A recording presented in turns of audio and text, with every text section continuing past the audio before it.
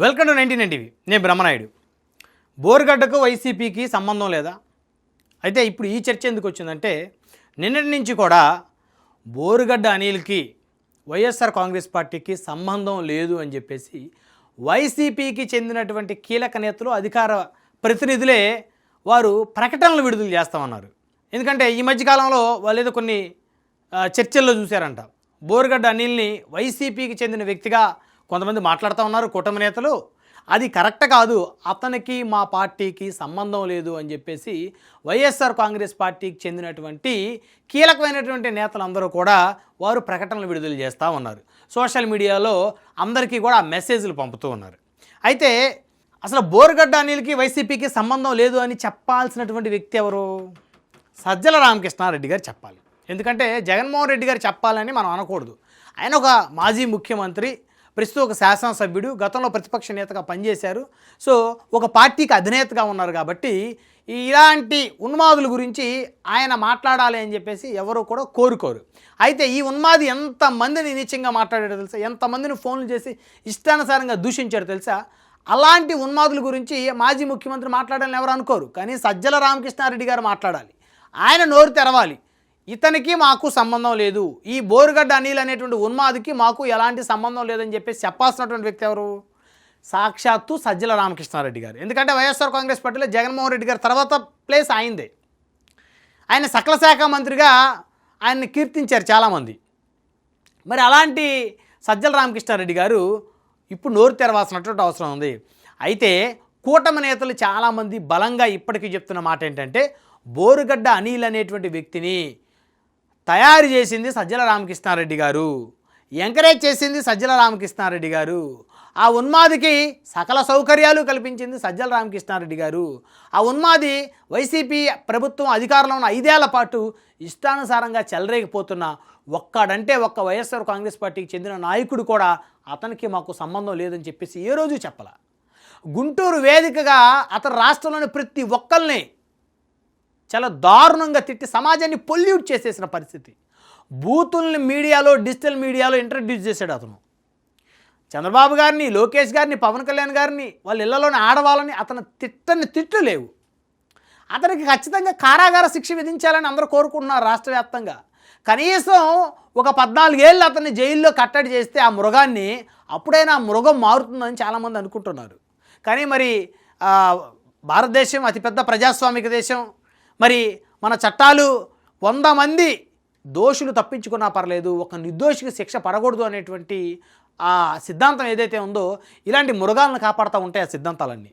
మరి ఈ మృగం ఎలా చెలరేగిపోయింది? చిన్నపిల్లల్ని రేపులు చేస్తానని ప్రకటించింది ఈ మృగం. ఆ రోజు జగన్మోహన్ రెడ్డి గారు ఇది తప్పు, పవన్ కళ్యాణ్ గారి కుమార్తెలైనా నా కుమార్తెలైనా ఒకటే, నాకు కూడా 2 ఆడబిడ్డలు ఉన్నారు, సో కాబట్టి ఇలాంటి వ్యాఖ్యలను నేను ఒప్పుకోను, ఈ మానవ మృగాన్ని తీసుకెళ్ళి కటకటాల్లో పడేయండి, సో ఆ మృగం మారేంత వరకు, మనిషిలా మారేంత వరకు ఆ మృగాన్ని లోపలే ఉంచండి జగన్మోహన్ రెడ్డి గారు ఆ రోజు చెప్పినట్టయితే ఆయన గొప్ప నాయకుడు అయ్యేవాడు. ఆయన చెప్పలేదు, చెప్పకపోగా వాళ్ళ పార్టీలో నాయకులు ఇంకా ఇతన్ని ఎంకరేజ్ చేశారు కాబట్టి జగన్మోహన్ రెడ్డి గారు 11కు పరిమితమయ్యారు. మరి ఈరోజు వైసీపీ చెందిన వాళ్ళు చాలామంది మాకు సంబంధం లేదంటున్నారు. కేసులు పెట్టండి మీరు అతని మీద. ఆ మృగం వైఎస్ఆర్ కాంగ్రెస్ పార్టీకి చెందినటువంటి అధికార ప్రతినిధులను కూడా ఫోన్ చేసి బెదిరిస్తుందంట. ఈ మృగం వైఎస్ఆర్ కాంగ్రెస్ పార్టీకి చెందినటువంటి అధికార ప్రతినిధుల్ని, కొంతమందిని ఫోన్లు చేసి ఈ మృగం బెదిరిస్తున్న మాట వాస్తవం. ఇది ఇప్పుడు ఈ చర్చ వైసీపీ వర్గాల్లోనే జోరుగా సాగుతుంది. సో కాబట్టి వైసీపీలో మీడియాలో, సోషల్ మీడియాలో యాక్టివ్గా ఉండే వాళ్ళందరూ కూడా ఒక తాటి మీదకి వచ్చి ఈ మృగానికి మనకి సంబంధం లేదని చెప్పేసి మనందరం కలిసి స్టేట్మెంట్లు ఇద్దాం ఏకతాటికి అని చెప్పేసి వాళ్ళందరూ స్టేట్మెంట్లు ఇస్తున్నారు. సో అయితే ఇంత జరుగుతున్నా కానీ మరి సజ్జల రామకృష్ణారెడ్డి గారు నిద్రపోతున్నారా లేకపోతే నిద్రపోతున్నట్టు నటిస్తున్నారా తెలియట్లేదు. కానీ ఆయన నోటి నుంచి ఒక్క మాట కూడా మాట్లాడుతున్న పరిస్థితి లేదు. మరి గతంలో ఈ మృగం అనేకసార్లు సజ్జల రామకృష్ణారెడ్డి గారిని కలిసిందంట అనేది ఇప్పుడు కూడా కూటమిలో ఉన్నటువంటి నాయకులు చాలామంది ఆ అంశం మీద మాట్లాడుతూ ఉన్నారు. ఈ మృగం గతంలో సజ్జల రామకృష్ణారెడ్డి గారు సహాయ సహకారాలు పొందిందని చెప్పేసి రకరకాలుగా రాజకీయ వర్గాల్లో చర్చ నడుస్తూ ఉంది. అయినా కూడా అతనికి నాకు సంబంధం లేదు, ఆ ఉన్మాదికి నాకు సంబంధం లేదు, నేను ఒక గౌరవప్రదమైనటువంటి జర్నలిస్టు వృత్తి నుంచి వచ్చి జగన్మోహన్ రెడ్డి గారి పక్కన ఉండి మరి ఆయన ముఖ్యమంత్రి అయిన తర్వాత ఆయనకు చేదోడు వాదోడుగా ఉన్నాను నేను, సో ఇలాంటి ఉన్మాదికి నాకు ఎలా అంటగడతారు, అలాంటి ఉన్మాదులు నేను అసలు ప్రోత్సహించే పరిస్థితి లేదు అని చెప్పేసి సజ్జల రామకృష్ణారెడ్డి గారు ఏ రోజు కూడా బయటకు వచ్చి మాట్లాడుతున్న పరిస్థితే లేదు కదా. మాట్లాడాలి కదా మీరు. సమాజాన్ని ఎంత పొల్యూట్ చేసింది ఈ మానవ మృగం. మళ్ళీ ఇప్పుడు వెళ్ళి ఈ మృగం ఇంటర్వ్యూలు ఇవ్వటం.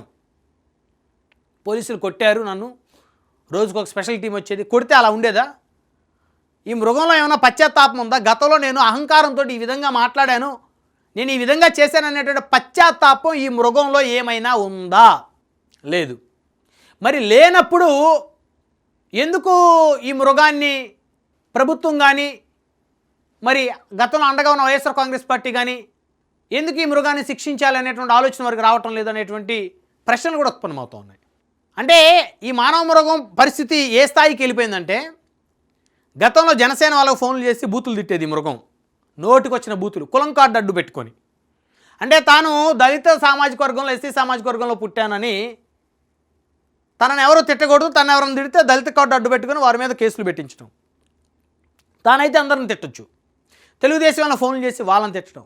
అసలు లోకేష్ గారు పుట్టుకొని ఎంత నీచంగా అవమానించిందండి ఈ మానవ మృగం. ఇదే గనక జగన్మోహన్ రెడ్డి గారి ఆయన పుట్టుకొని కానీ, ఆయన సంబంధించినటువంటి బంధువులకు సంబంధించినటువంటి వారి క్యారెక్టర్ అసోసియేషన్ కానీ కనుక ఎవరైనా జనసేన తెలుగుదేశం వాళ్ళు చేసి కనుక ఉన్నట్లయితే, జగన్మోహన్ రెడ్డి గారు అధికారంలో ఉండుండగా వాళ్ళని ఖచ్చితంగా ఆ పార్టీ అంత ఈజీగా వదిలేదు కాదు. అది అందరికీ తెలుసు వాళ్ళు ఏం చేస్తారనేది.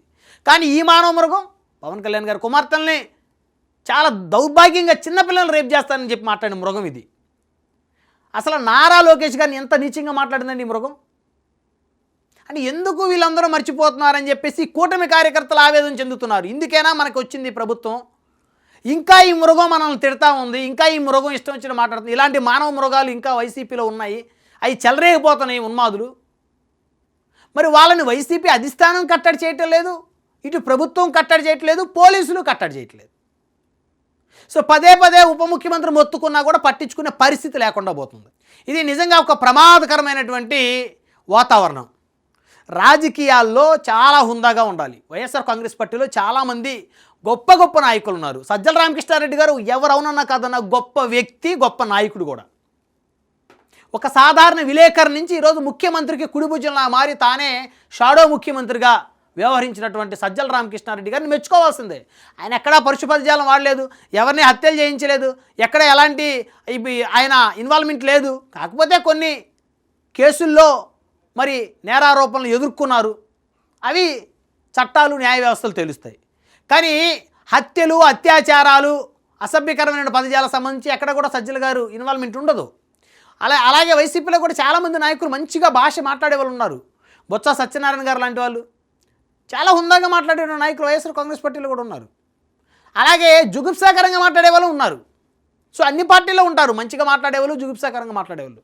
కానీ ఈ విధమైనటువంటి ఒక మానవ మృగం లాగా ఉన్నటువంటి ఉన్మాదుల్ని ఖచ్చితంగా ఆ పార్టీ బహిష్కరించి వాళ్ళే కేసు పెట్టాలి. ఇతనికి మా పార్టీకి సంబంధం లేదు, కానీ జగన్మోహన్ రెడ్డి గారి పేరు, వైఎస్ఆర్ కాంగ్రెస్ పార్టీ పేరు చెప్పుకుంటున్నాడు, ఇతను మా పార్టీ పరువు ప్రతిష్టతను మంట కలుపుతున్నాడని చెప్పేసి పరువు నష్టం దావా వేయాలి వైఎస్ఆర్ కాంగ్రెస్ పార్టీకి నిజంగా చిత్తశుద్ధి ఉంటే. మరి అది లేనప్పుడు ఇతనికి మాకు సంబంధం లేదని కొంతమంది వైసీపీకి చెందిన నాయకులు, అధికార ప్రతినిధులు మెసేజ్లు ఫార్వర్డ్ చేసుకోవడం వల్ల పెద్ద ఉపయోగం లేదు. ఎందుకంటే ఇతను వైసీపీ నేతలను కూడా బూతులు తిడుతున్నాడంట ఫోన్లు చేసి. సజ్జల రామకృష్ణారెడ్డి గారిని కూడా చాలా నీచంగా మాట్లాడుతున్నాడంట. వైఎస్ఆర్ కాంగ్రెస్ పార్టీకి చెందిన నాయకులతో ఫోన్లు చేసి సజ్జల గారిని కూడా తిడుతున్నాడంట. సో కాబట్టి పరిస్థితి చేతులు దాటిపోతుందని చెప్పేసి భయపడినటువంటి వైఎస్ఆర్ కాంగ్రెస్ పార్టీ ఈరోజు బోరుగడ్డ అనిల్కి వైఎస్ఆర్ కాంగ్రెస్ పార్టీ గజగజ వణికిపోతుంది. ఎందుకంటే బోరుగడ్డ అనిల్ తను వైసీపీని టార్గెట్ చేసే పరిస్థితులు చాలా స్పష్టంగా కనపడుతున్నాయి.